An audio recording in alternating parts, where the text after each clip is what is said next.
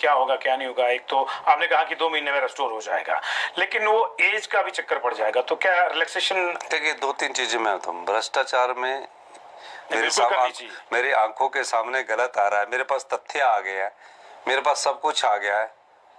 मैं कोई भारतीय जनता पार्टी की सरकार नहीं हूं कि पुलिस भर्ती हुई, पेपर लीक हुआ, पता लग गया, उस पेपर को कैंसिल भी नहीं कराया गया और दूसरा पेपर करवा दिया गया। ये कांग्रेस की सरकार है। और मैं भ्रष्टाचार यही नहीं है, मैं जो बच्चों की उम्र होगी उनको एज में रिलैक्सेशन भी दूंगा।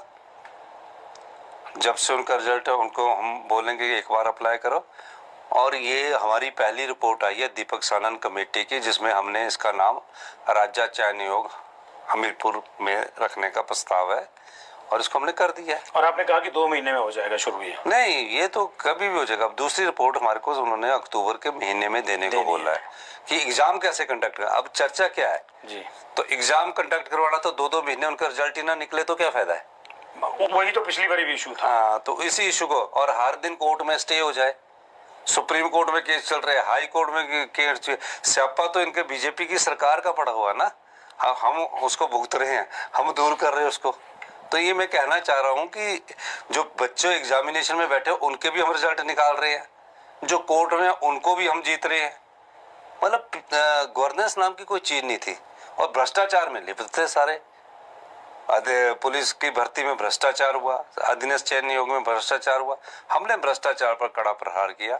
मैंने सेंसिटिव पोस्टिंग जो होती थी, जैसे बद्दी में होती थी, कालाम में होती थी, और भी इंडस्ट्रियल एरिया में होती थी, एक्साइज में होती थी जी, मैंने एक फैसला किया, विधानसभा में मैंने एक स्टेटमेंट दी, सारे मैंने बदल दिए। चाहे वो बिजली बोर्ड के अधिकारी बद्दी बुद्दी में इतने सालों से ठहरे थे, चाहे वो थे। मैं इसलिए नहीं बदले कि मेरा कहने का मतलब गवर्नेंस का ये पार्ट है, इसमें अच्छे ढंग से लोगों को राहत पहुंचे और किसी भी सूरत में भ्रष्टाचार को सहन नहीं किया जाएगा। हमारी सरकार की कमिटमेंट है। आपने कहा कि साल भर में हम चीजों को ठीक कर देंगे। बीजेपी कहती कितनी देर तो आपकी सरकार ही नहीं चलेगी, वो तोड़ देंगे। जितनी देर हम सरकार में तब तक तो ठीक है ना, वो तो यही सोचते रहेंगे। पर जनता तो हमारे साथ है। हम कोई सत्ता में रहकर ही सरकार में रहकर ही जनता की सेवा करते हैं, विपक्ष में रहकर भी जनता की सेवा करते हैं। लेकिन ऐसी तोड़फोड़ को आप लगता है कि आपको होगी?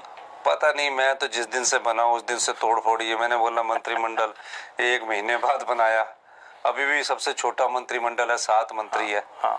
तो 9 महीने तो हो गए 7 मंत्रिमंडल के साथ चले। अभी और कितने चलेंगे? ये तो क्योंकि 3-4 बैठे हैं कि हमारे को बनाना है। हाँ, तो उनका राइट बनता है, उनका अधिकार बनता है जी। उन 3-4 को बनाएंगे, क्यों नहीं बनाएंगे। लेकिन क्या वो एमएलए बने हैं। क्या अभी इतना समय है इसका एकदम से, क्योंकि त्रासदी के ऊपर कंसंट्रेट नहीं, राजनीति में समय का कोई टाइम नहीं होता है। तो पता नहीं, कल फोन आ जाए तो सुबह ऑफ हो जाती है, इसमें कोई ऐसा नहीं है। नहीं, फोन कहाँ से आएगा? मतलब ऊपर से तय? फोन ये तो तय हाई कमांड ही करता है। अच्छा, एक चीज और है, बहुत सी चीजें जुड़ी हैं इस तरह से, लेकिन आपको ग्राउंड लेवल पे क्या लगा कि सच में ही आप जो कह रहे हैं 1 साल में हम लोग खड़े हो पाएंगे? हम 4 साल में हिमाचल प्रदेश को आत्मनिर्भर बनाएंगे, 1 साल में हम पूरी तरह खड़े हो जाएंगे और 10 साल में, हाँ बैठे हैं ना यार, मुझे याद है पिछली बार भी बोला था, 10 साल में हिमाचल प्रदेश को हिंदुस्तान का सबसे अमीर और समृद्धशाली राज्य बनाएंगे।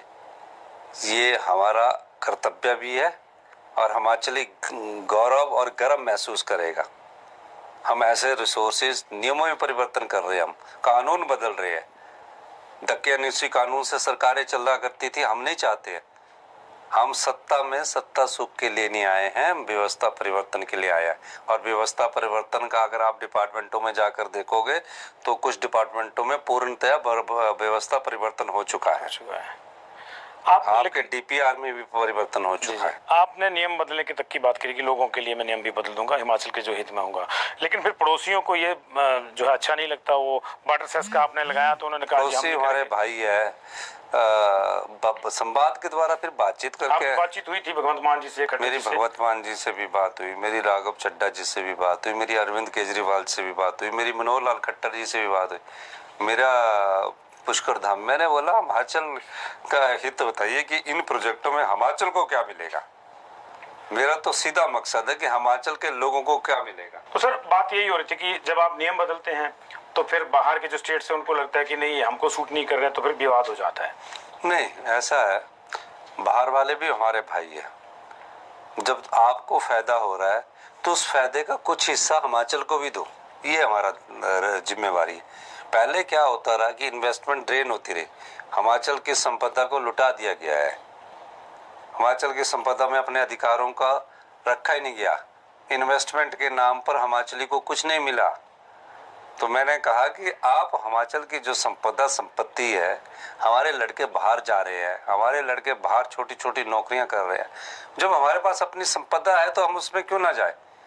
जिस संपदा से दूसरे तो 1000 गुना लाभ कमा रहे हैं और हिमाचल को ना मिले, मेरा सिर्फ वही है। तो मैं कह रहा हूँ कि आप भी कमाओ, आप 60% कमाओ, पर 40% हिमाचल का अधिकार है, वो हमें देना है। आपने नौकरियों की बात करी, 5 लाख नौकरियां 5 साल में देने की बात करी है, 1 साल होने को नहीं, देखिए मैं आपको एक चीज बता दूं, हमने रोजगार की बात की जी, तो दिया जा रहा रोजगार तो है। 5 साल में 5 लाख लोगों को रोजगार देने की बात है। 10,000 नौकरियां तो सरकारी क्षेत्र में अभी आने वाली है। 10,000 सरकारी क्षेत्रों में इस साल आने वाली, इसी साल, मतलब ये जो 2-3 महीने रहे इसमें आ जाएगी। 2-3 महीने क्यों रहे, मार्च में होते हैं, 6 महीने रहे हैं। वित्तीय वर्ष की बात, हाँ, वित्तीय वर्ष में ही आया है हमारा सरकार। ठीक, आप 2-3 महीने ना बोले, 6 महीने रहे। और 6 महीने में हम आपदा से भी निपट रहे हैं, टूरिस्टों से भी निपट रहे हैं और आने वाले समय की चुनौतियों का भी सामना कर रहे हैं। रात दिन मेहनत कर रहे हैं। सर सवाल बहुत से हैं, लेकिन हिमाचल प्रदेश का समय ऐसा है कि जहां कंसंट्रेट करना है तो हम भी चाहते हैं कि वहीं आप अपनी ऊर्जा का प्रयोग करें। अगली बार जब मुलाकात होगी तो निश्चित तौर से इन चीज़ों को फिर से रिव्यू करेंगे और कुछ नए सवाल भी होंगे। आपने हमें समय दिया, बहुत बहुत शुक्रिया आपका। Thank you very much.